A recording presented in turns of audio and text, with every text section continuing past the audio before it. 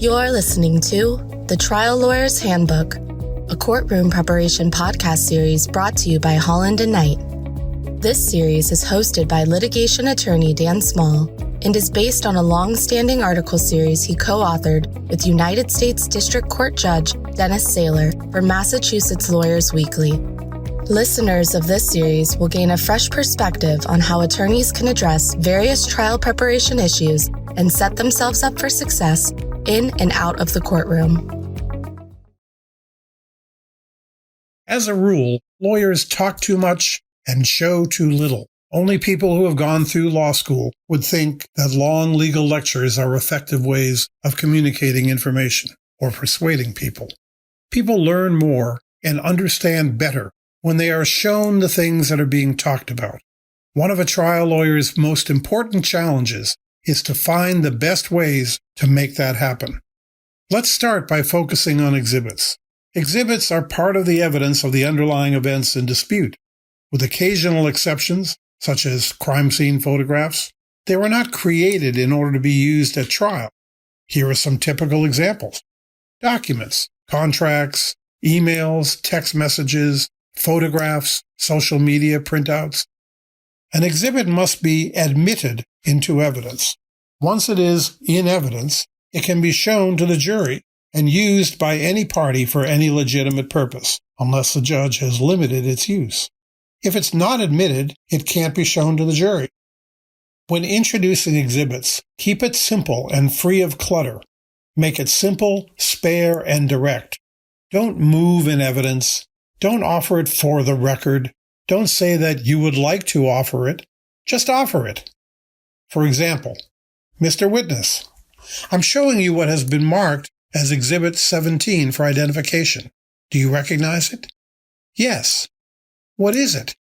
It's a letter sent to me by John Smith of Megadeth Corporation, dated April 17, 2016. Your Honor, I offer this as Exhibit 17.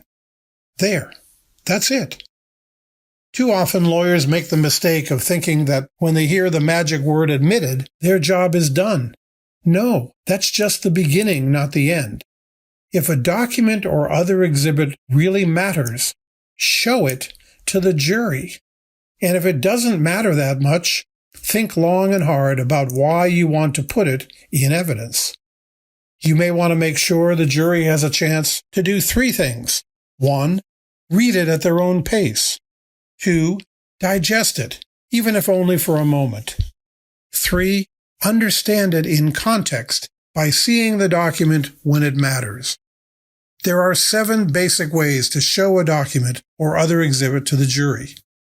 Number 1, you can leave the document on the table with the other exhibits or wherever the exhibits are hiding and tell the jurors in closing arguments to read it on their own during deliberations. Really? Don't do this. It won't work. Now is the time. Number 2, you can hold the document in your hand in front of the jurors and parade up and down in front of the jury box. Really? Don't do that either. This isn't a parade. They want the document in their hands. Number 3, pass it around. You can ask permission to publish the document by handing it to juror number 1 and having it passed from juror to juror. Do this only if you have no other choice. The jurors often will not study the document closely, and they'll feel pressure to pass it along quickly, and they'll be distracted from whatever else is going on in the courtroom. Number 4, put a copy in a binder. Putting copies of documents in 3-ring binders can be very effective. This method is perhaps the best way to let jurors read something at their own pace and to own what they're reading. Make sure the notebooks are tabbed and that each tab is the exhibit number. Don't put Exhibit 17 at tab 8. Number 5, blow it up. You can blow up copies of documents and display them on an easel.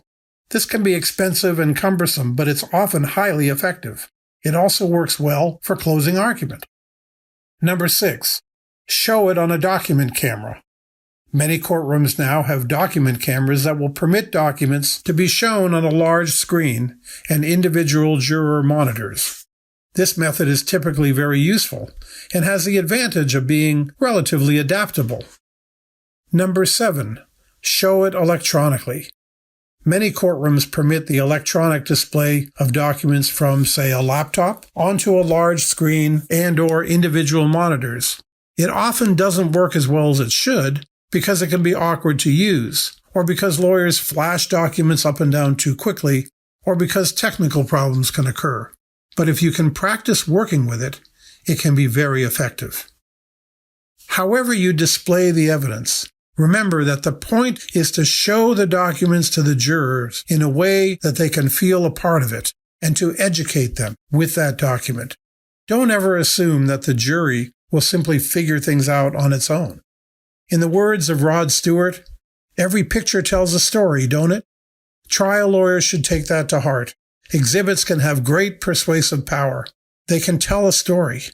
Don't hide them from the jury. Take the time to put exhibits before the jurors as clearly and directly as you can.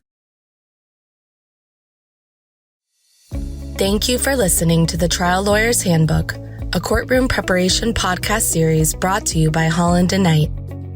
For more information on courtroom preparation, please email dan.small@hklaw.com or visit hklaw.com/Daniel-Small.